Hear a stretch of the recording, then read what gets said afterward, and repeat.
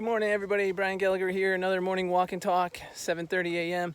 And I wanted to throw a tip out to those of you who are thinking about starting a private practice. I thought I would just shoot a quick little clip here on getting you to kind of really assess that idea and really look at that decision in a unique way. And that is, look at yourself and ask yourself, what is the ideal scene you have for yourself? Why would you want to be a private practice owner? What life are you trying to live? Put down on a piece of paper, if everything goes exactly the way you want it to go, what does your life look like? I mean, are you working out every day? Are you eating organic? Do you have the flexibility to spend time with your children, your spouse, your significant other? What is it that this life decision is going to provide to you that you don't have already in your life? Where is it going to fulfill you? Because those things that are on purpose for you, you are excited about. So if you're excited about being a private practice owner, not just because some opportunity fell in your lap and it sounded like a good idea and it's all analytical, don't do it. It's got to be on your purpose lines and it's got to have you excited. This is my advice for successful startup private practice owners. You have to start with you, inside your heart first. Does it feel right to you? Do you have it inside you to do it? I'm not saying you know all there is to know to be successful in running a startup private practice, because you don't. You've never done it before. How could you? You never got it in PT school. Why would Meg Academy even exist if that was true? It's because it's not true.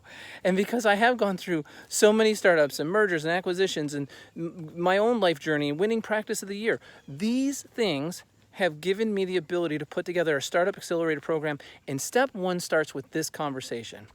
If you're excited about the idea, then you got to ask yourself why. What life does it provide for you to live with after? Okay? Because I don't want you to get into this thing and not be realistic about what it's going to take from you, right? And what it's going to be like for you. For the first 1 to 3 years, we call that the infant stage of startups. And then it's adolescent, from 3 to 6, around 3 to 6 years, it's adolescent. And then after that, it's the mature clinic. Anything after 6, 7 years, it's your mature clinic. Each phase of those has a distinctly different set of standard operating procedures. If you've asked yourself those questions and you're excited about it, then you have to go to step 2. Pick up Michael Gerber's book, E-Myth Revisited, and evaluate yourself on how much entrepreneur do you have in you, how much of the manager do you have in you, and how much of the technician. Obviously, you have a lot of the clinician in you, right? But you got to see where you fall in the other two. Because to successfully pull this off, you have to have this entrepreneurial spirit in you, and you have to have this manager in you. And, I'm already assuming you're a great clinician. When you know that, then it's step 3.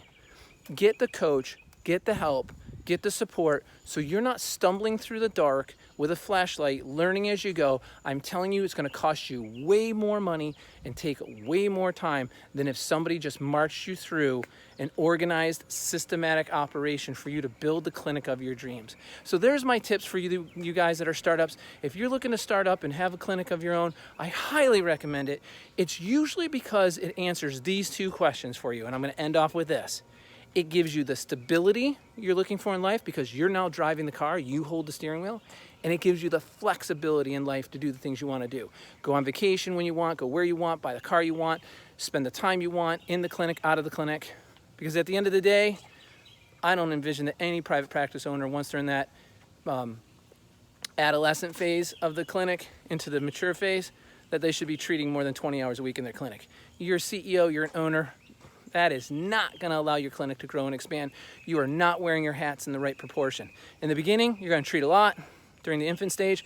Then you're going to cut down to 20, 24 hours a week. No owner should be working more than that treating patients if they seriously want to wear their owner hat and run a successful clinic. So there's my tips. If you want to know more about that, you have considerations, you think differently, definitely let's talk. It's not going to be adversarial at all. I want to help you. I want to help you get that cognition and think with it in a way that you're going to be giving more value to your staff and to your public and community. So I hope this tip was helpful, and I hope you enjoy these walk and talks. Thank you for listening.